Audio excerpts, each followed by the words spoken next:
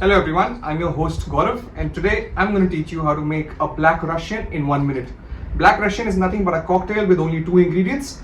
Black meaning a coffee liqueur, and Russian means Russian spirit, which is vodka. So it's 2 parts of vodka and 1 part of the coffee liqueur. That's what makes a Black Russian. So let's start by making it.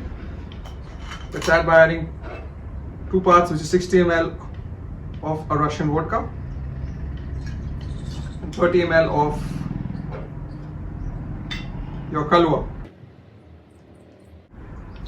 I'm going to put ice in my cocktail glass and stir it for a while until it's quite chilled.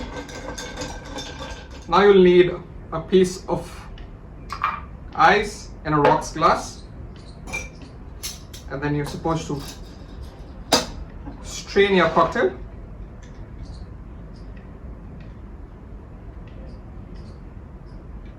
Here you go guys, your Black Russian. Cheers.